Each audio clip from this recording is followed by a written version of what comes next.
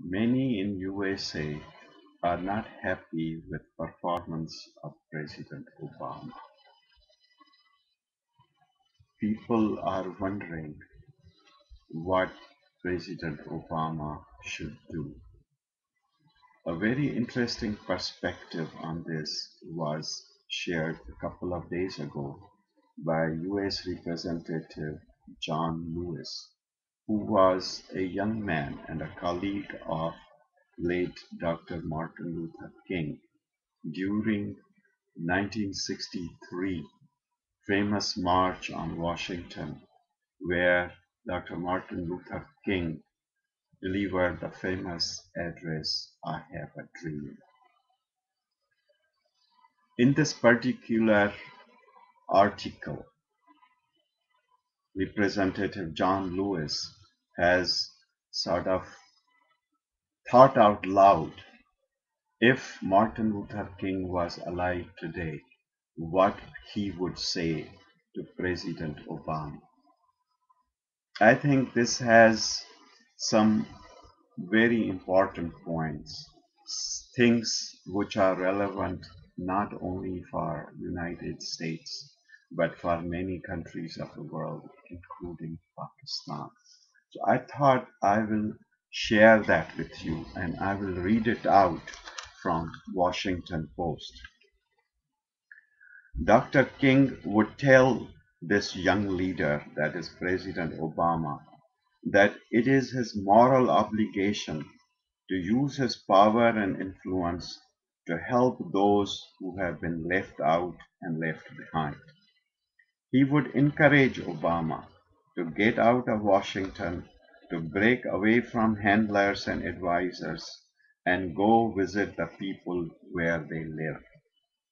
He would urge him to meet the coal miners of West Virginia, to shake the hands of the working poor in our large urban centers, juggling multiple jobs to try to make ends meet, to go to the barrios of the Southwest and to visit Native Americans on their reservations. He would urge Obama to feel the hurt and pain of those without work, of mothers and their children who go to bed hungry at night, of the families living in shelters after losing their homes, and of the elderly who chose between buying medicine and paying the rent. Dr. King would say that a Nobel Peace Prize winner can and must find a way to demonstrate that he is a man of peace, a man of love and nonviolence. He would say that it is time to bring an end to war and get our young men and women out of the harm's way. Dr. King would assert without hesitation that war is obsolete, that it destroys the very soul of a nation, that it wastes human lives and natural resources. A Philip Randolph, the Dean of Civil Rights Movement and the convener of the March on Washington, once advocated creating what he called a freedom budget. That would be collection of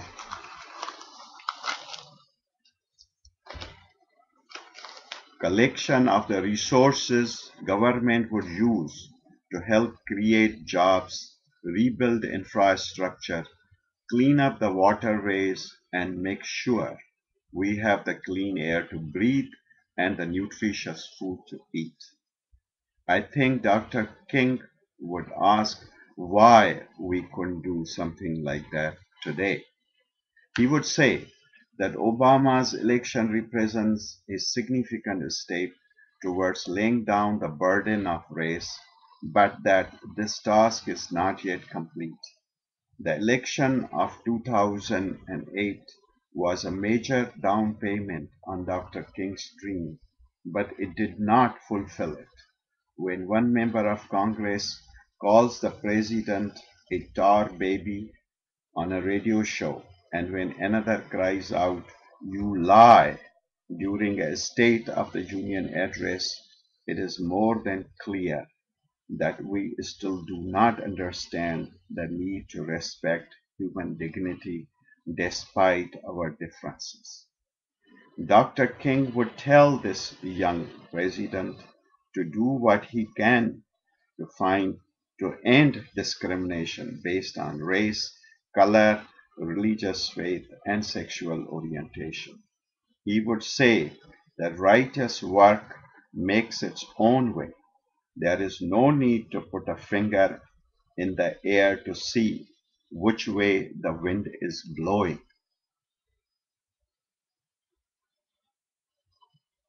There will be opposition, and it might become ugly.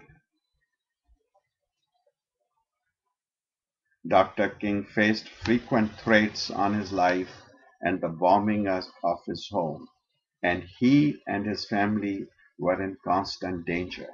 He had no protection beyond his faith, but he believed in the power of truth to expose what is wrong in America. He often quoted the notion that the arc of the moral universe is long, but it bends towards justice. And the reason it does is because of the central goodness of humankind. Martin Luther King Jr. believed that once people heard the truth, their tendency to bend towards what a right would pave the way for goodness to prevail, and it still can. These are very powerful words to me. It tells the President of United States to come back to what he had promised to do, to not be hindered by so-called practicalities of government, but to keep his word to the nation. I think Pakistan is in a similar position. Pakistan People's Party got elected on certain principle, but the promises made to people of Pakistan have not been kept. In a way, many of us living overseas can see that Pakistan has lost its way and even lost purpose of its creation. Among other things, Pakistan needs freedom budget or a budget to meet needs of its people. This will be different from the budget which has become a routine and obligatory exercise, where first the needs of the army, where the needs of the war, the needs of the warriors are met. Then all the holy cows of the nation are protected. And only if some crumbs are left on the table, then those are to be distributed for education, for feeding people, for creating jobs, and do things those which should have had the first priority. We also need that kind of leadership. If Martin Luther King was going to talk to President of Pakistan, was going to talk to the Prime Minister or Chief of Army Staff, he would be saying the same things. And time has come for people of Pakistan to say the same things to their leaders. Wake up. Pakistan was created for people who live there, not for the chokidar of Pakistan. It was created for those people who live inside Pakistan, not for those people who would just guard the borders. And our focus has to be on welfare of the Sunni Log of Pakistan. We have been focused too much on Sunni Dharti of Pakistan. Dharti was there and Dharti will remain. but it is the people who made Pakistan, and it's the people whose rights and needs have to be protected.